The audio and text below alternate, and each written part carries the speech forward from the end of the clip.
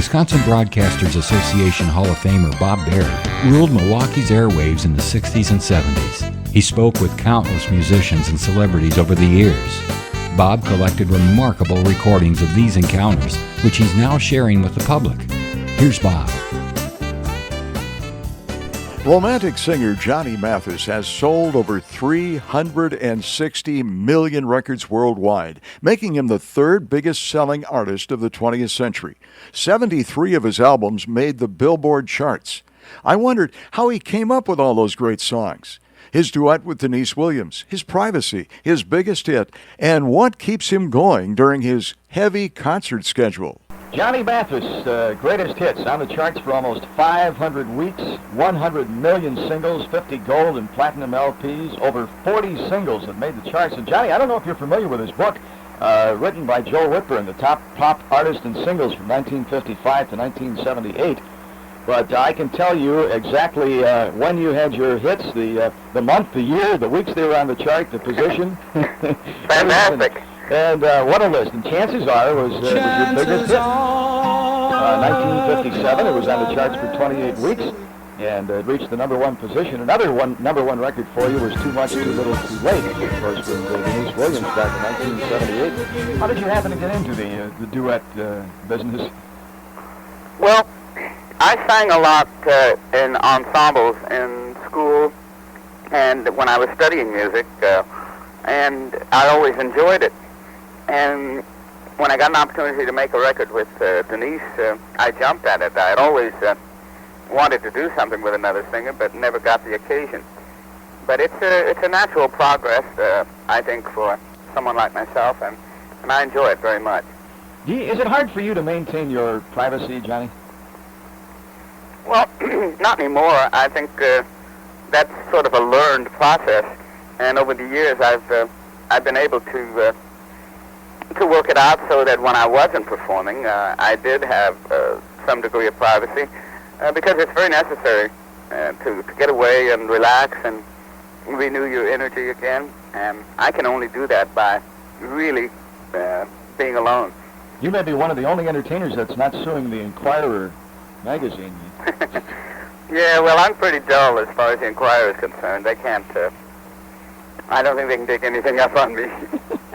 You know, some years ago, I know you had some problems with drugs, and that was quite a while ago, and I'm not trying to bring that up, but I was just wondering, do you need anything today at all to keep you going? I'm not talking about hard drugs or anything, but, you know, you make a lot of appearances, and is there anything you have to, maybe vitamins or a diet, exercise? I think exercise is the most important thing. In order to sing well, you really do have to be in good physical shape, because singing is very physical. It requires a lot of strength, and especially as much as and as often as I have to perform. And I do a lot of exercises when I'm traveling. I play a lot of racquetball. I play golf almost every day. And before the show, I jump rope for about 15 minutes, which helps the circulation. Yeah, you had so many great songs. Chances Are, 12th of Never, Wonderful, Wonderful, Not For Me To Say, Misty, of course. How did you get all those great songs? How did you get all that great material in those days? Well, a lot of them were written for me specifically, and a lot of them were channeled to me through Mitch Miller, who was a very, very big, he was a very important artist and repertoire man in the days that I was growing up. And he had a lot of say-so as to who got what song. And I seemed to get my share of good ones. Now, as you mentioned before, you don't really make a lot of print in magazines like the Inquirer and the fan magazines. We don't see you out at restaurants with other people and things like that, like the usual pictures in those magazines. Would you consider yourself kind of a loner? Not really. I'm very interested in music and not celebrity, if you can understand that. Mm-hmm. And so when the music stops, that's all that interests me. The other part of it, the social aspect of it, is very well. I don't like it, and it's been a constant source of irritation for me throughout my career. because I don't socialize very much in public. I do have a very good social life, but it's all very private, which is, I think, as it should be.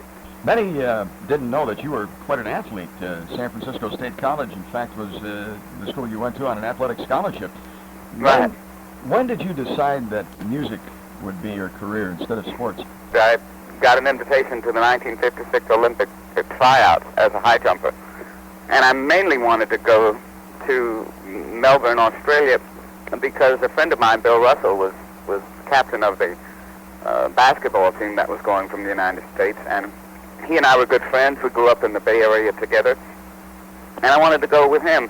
But as it turned out, I had an opportunity to make my first record in that same week, so it was a little bittersweet at the time, but I hadn't planned on making a career in athletics, and I had planned on doing something, I wasn't quite sure, with my music.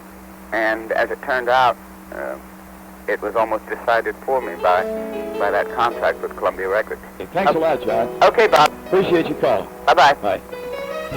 Hi, this is Johnny Mathis on the Bob Berry Show right here on WOKY. How do you keep the music playing? How do you make it last? Bob Berry. Thank you for listening to Bob Berry's Unearthed Interviews. Be sure to subscribe and rate our podcast on iTunes or wherever you find your podcasts. You can find all the episodes at WisconsinBroadcastingMuseum.org. Check out Bob Berry's book, Rock and Roll Radio Milwaukee. Book sale proceeds support Angels Kids Fund and Donate Life Wisconsin. The preceding program was made possible by a generous contribution from Terry Bond.